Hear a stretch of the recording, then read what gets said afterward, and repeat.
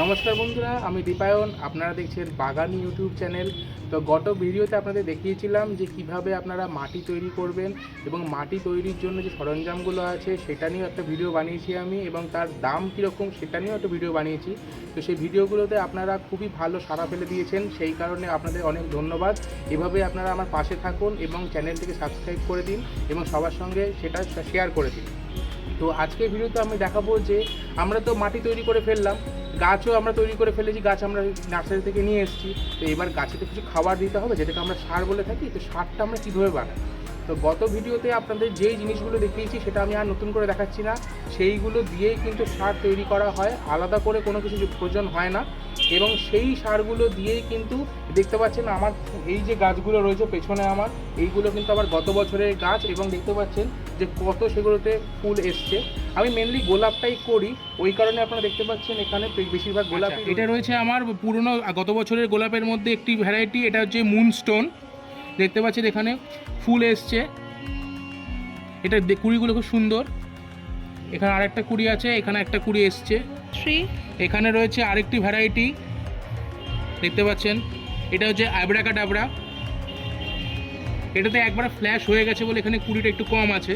দুটো ফুল ফুটে রয়েছে, দুটো আরও কুড়ি এসছে, এখানে আরও কুড়ি আসবে।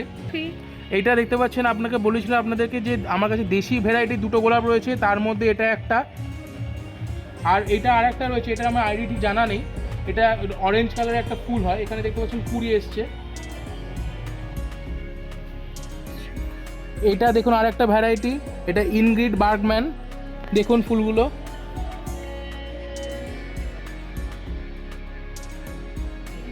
দেখুন সুন্দর এখানে ফুল এসছে এবং কুড়িও আছে এখানে, পরবর্তীকালে আরও কুড়ি আসবে। এটা দেখুন আরেকটা ভ্যারাইটি, যেটা আপনাদের আমি দেখিয়েছিলাম শর্টসে, ডবল ডিলাইট। ফুলটা কতটা বড় বুঝতে পারছেন দেখে। দেখুন আর একটা ফুটে রয়েছে, কিছু ফুল ঝরে গেছে অলরেডি, এখানে রয়েছে কিছুটা, বুঝতে পারছেন যে কিছু ফুল ঝরে গেছে, কিন্তু এইটাতে প্রচুর ফুল এসেছিল একটা সময়। দেখুন এটা আমার আর একটা ভ্যারাইটি, এটার নাম কুইন এলিজাবেথ। দেখুন এখানে একসাথে কতগুলো ফুল এসছে, আপনাদের গুনে দেখাই। এইদিকে দেখুন একটা, দুটো, তিনটে, চারটে, পাঁচটা, ছটা, সাতটা, আটটা, আর ওদিকে আর একটা নটা ফুল একসঙ্গে ফুটছে। আমার কাছে যে দেশি ভ্যারাইটিগুলো ছিল তার মধ্যে এটা দ্বিতীয় ভ্যারাইটিটা, একটা ছিল হালকা পিঙ্ক কালারের, আর এটা দেখুন সাদা কালারের। এটা দেখুন ভোরে ফুল এসছে, একদম ভোরে ফুল আছে এটাতে, গাছটাতে।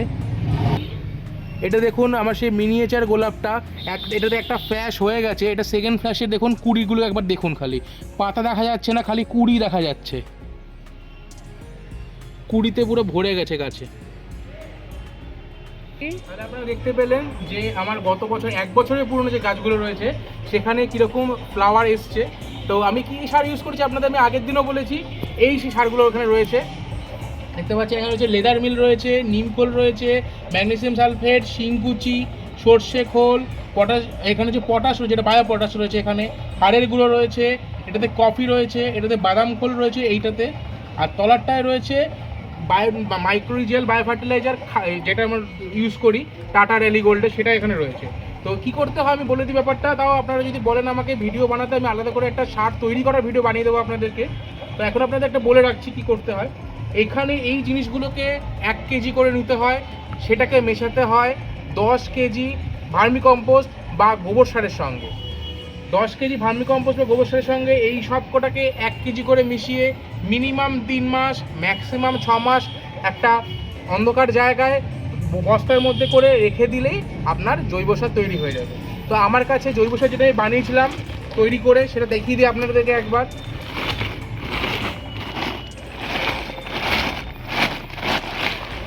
দেখুন জৈব সারটা তৈরি হওয়ার পরে এই রকম দেখায়। এটা মোটামুটি 6 মাস পুরনো জৈব সার রয়েছে, আমি একবারে বানিয়েছিলাম এটা। এই জৈব সারটাই কিন্তু আমি সমস্ত গাছের সারের জন্য ব্যবহার করলাম, যে এই জৈব সারগুলো প্রয়োগ করেই আমি এই সমস্ত গাছে ফুল এনেছি। তো আপনারাই বলুন, আপনারা যে বাড়িতে বাগান করবেন তার থেকে এই ফুলকে যে আপনাদের মন ভরবে না, আমার তো মনে হয় মন ভরবে, কারণ আমার তো মন ভরে যাচ্ছে এবং আমার বাড়ির লোকজনেরও মন ভরে যাচ্ছে। যে বাবা আগে বলতো যে না ছাদে এসে বাগান করিস না, উঠোনেই বাগান কর, সেটাই ঠিক আছে, সে বাবা বলছে যে না আরেকটু গাছ হলে বোধহয় ভালো হতো। তো আপনাদেরকেও বলবো যে আপনারা খুব সহজেই করতে পারবেন, এবং এইগুলো যে ইউজ করে যদি আপনারা মানে গাছ করে যাতে কিন্তু আপনাদের খরচাটা অনেক কম পড়বে। তো এক দাদা আমাকে আগের ভিডিওতে কমেন্ট করেছিলেন যে এনপিকে ইউজ করলেই তো হয়ে যায়, এত কিছু ইউজ করার কী দরকার।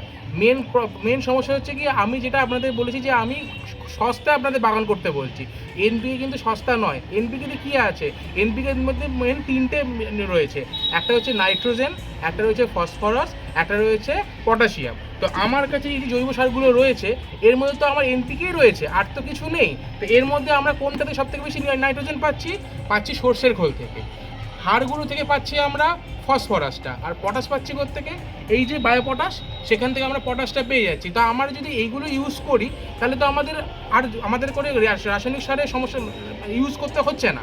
আর রাসায়নিক সারের যে সমস্যাটা রয়েছে সেটা আপনাদের একবার তো বলি। রাসায়নিক সার এনপিকে কিন্তু অনেক রকমের হয়, শুধু একটা এনপিকে নয়। এনপিকে হয় 19-19-19, এনপিকে হয় 20-20-20, এনপিকে হয় 12-61-0, এনপিকে হয় 0-0-50। তো আপনাকে যখন গোলাপ গাছ করতে হবে সেখানে কিন্তু এইভাবেই এনপিকেগুলো দিয়ে আপনার সবকটা এনপিকে দিয়েই করতে হবে, একটা এনপিকে দিয়ে কিন্তু আপনি গাছ করতে পারবেন না। কিন্তু সেই জায়গায় যদি আপনি এতগুলো ইউজ করেন, জৈব সার ইউজ করেন, তাতে কিন্তু আপনার সেই এনপিকে খরচা পড়বে না। সবকটা এনপিকে যদি আপনাকে গাছে ইউজ করতে, তাতে মোটামুটি খরচা পড়বে 1200 থেকে 1500 টাকা খরচা পড়বে আপনার। কিন্তু আপনি যে এই যে মিশ্র সারটা বানাচ্ছেন তাতে করে আপনার কেজি প্রতিতে খরচা পড়বে মোটামুটি 60 টাকা মতন খরচা পড়বে, 60 থেকে 70 টাকা ম্যাক্সিমাম খরচা পড়বে জায়গা বিশেষে। আমার এখানে খরচা পড়ে 60 টাকা মতন। আপনি যদি কলকাতার দিক থেকে কেনেন সেখানে দাম একটু বেশি হয়, সেখানে 70 টাকা ম্যাক্সিমাম 80 টাকা ধরলাম আমি খরচা করতে পারি।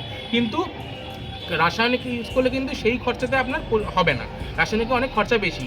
রাসায়নিক আরেকটা কি সমস্যা আছে, ডোজের সমস্যা আছে। ডোজ কীরকম, ধরুন আপনার ছোটো চারা গাছ রয়েছে, সেখানে কিন্তু আপনাকে 1 গ্রাম ইউজ করতে হবে। ধরুন আপনি 20-20-20 এনপিকেটা ইউজ করছেন, তা আপনাকে সেখানে 1 গ্রাম ইউজ করতে হবে। যদি আপনি 1 গ্রামের থেকে বেশি পরিমাণ কোনো কারণে হয়ে যায় না, গাছের পাতাগুলো কিন্তু জ্বলে যাবে। সমস্যা হবে আপনার যে পাতা থেকে যে জলগুলো পুরো মাটিতে আসবে, সেই মাটিতেও কিন্তু সমস্যা সৃষ্টি হবে। পরবর্তীকালে সেই মাটিটা ইউজ করা যাবে না।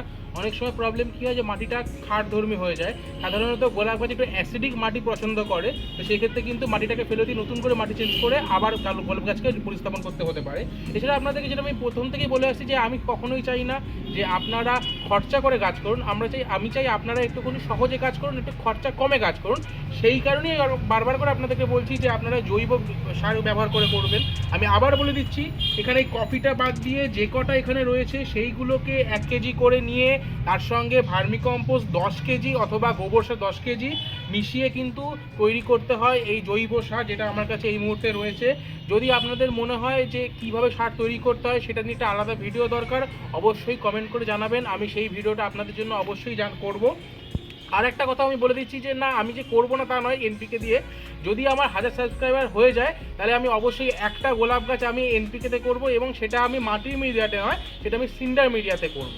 সেটা আপনাদের জন্যই আমি যেই দোকান থেকে সমস্ত সারগুলোকে সংগ্রহ করি সেই দাদার সঙ্গে আমি কথা বলে এসেছি। খুব শিগগিরই আপনাদেরকে সেটা দাদার কাছে নিয়ে যাব এবং সেই দোকান সম্বন্ধে আপনাদের জানাবো, এবং আপনারা অনলাইনেও ওখান থেকে সংগ্রহ করতে পারবেন, সেরকমই দাদার সাথে আমার কথা হয়েছে। তো খুব শিগগিরই দেখা হচ্ছে সেই দোকানে গিয়ে। তো আজকে ভিডিওটা এখানেই শেষ করলাম। আমি চাই আপনারা এই ভিডিওটা পুরোটা দেখুন, এবং যদি ভালো লেগে থাকে তাহলে অবশ্যই চ্যানেলটাকে সাবস্ক্রাইব করে দেবেন, এবং বন্ধুবান্ধব এবং সবার সঙ্গে এই জিনিসটা শেয়ার করবেন। আর যদি কোনো সমস্যা হয় বা আপনাদের বাগান সংক্রান্ত কোনো যদি সমস্যা থাকে অবশ্যই কমেন্ট করে জানাবেন। এবং আমার একটা ফেসবুকেও একটা চ্যানেল আছে বাগানি নামেই, সেই চ্যানেলটাও আপনারা অবশ্যই ফলো করে দেবেন। তো আজকে আসি, টাটা।